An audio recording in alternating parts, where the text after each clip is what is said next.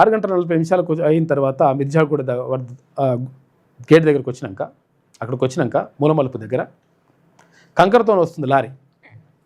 కంకరతో lorry వస్తుంది. కంకరతో ఎంత వస్తుంది లారీ?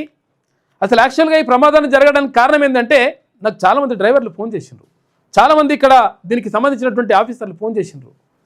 ఏమంటున్నారంటే ప్రమాదాన్ని జరగడానికి కారణం ఏంటి అంటే ఈ కంకర లారీలు ఉంటాయి కదా, కంకర లారీలు కానీ ఇసుక లారీలు కానీ తర్వాత ఏది గూడ్స్ వెహికల్ పెద్ద పెద్ద వెహికల్స్ ఉంటాయి కదా, దీంట్లో ఏది 25 టన్నులు 25 టన్నులు అంటే టన్ను అంటే ఎంత 1000 కిలోలు, 25 టన్నులు అంటే 25,000 కిలోలు అందులో తీసుకొని రావాలి ఆ కంకర లారీలో.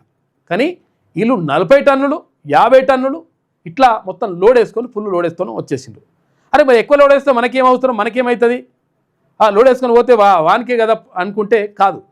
ఏమవుతుందంటే ఈ ఎక్కువ లోడ్ వేసినప్పుడు 25 టన్నుల లారీలో 40 టన్నులు 50 టన్నుల లోడ్ వేసినప్పుడు ఏమవుతుందంటే డ్రైవర్ కూడా అదుపు చేయలేని పరిస్థితిలో ఉంటుంది లారీ. డ్రైవర్ కూడా దాన్ని కంట్రోల్ చేయలేకపోతాడు. దాంతో ఏం చేయాలనో అర్థం కాక ప్రమాదం జరిగిపోతుంది. అప్పుడు డ్రైవర్ కూడా చచ్చిపోయాడు. ఇక్కడ డ్రైవర్ చచ్చిపోయాడు, అక్కడ బస్సు డ్రైవర్ చచ్చిపోయాడు, అందరూ మొత్తం కల్లాస్ అయిపోయింది లెక్క. అంటే ఇక్కడ ఎందుకు ఇట్లా జరుగుతుంది, తర్వాత ఎందుకు ఇట్లా చేస్తున్నారు అంటే ఈ లారీ ఓనర్లు ఏమో 2 సార్లు 3 సార్లు ఎందుకు తిరగాలి, ఒక్కసారి తీసుకొస్తే అయిపోతుందని చెప్పేసి వాళ్ళు. అయితే రవాణా శాఖ అధికారులు ఉంటారు కదా, ఆర్టీఓ ఆఫీసర్లు ఆఫీసర్లు వీళ్ళు ఉంటారు కదా, వీళ్ళు ఏంటంటే ఆమ్యామాలు తీసుకుంటారు. ఎందుకంటే ఎక్కువ లోడ్ పోతుంది ఏంది అంటే మరి ఇంత ఇచ్చేసేయాలి అని చెప్పేసి అంటే అందులో వీళ్ళకు ముట్టాల్సింది ముడుతుంది, తప్పుడేక పోతుంది. ప్రాణాలు పోయేటి ఇవ్వండి అంటే అమాయకులైనటువంటి పేద ప్రజల ప్రాణాలు గాలిలో కలిసిపోతున్నాయి.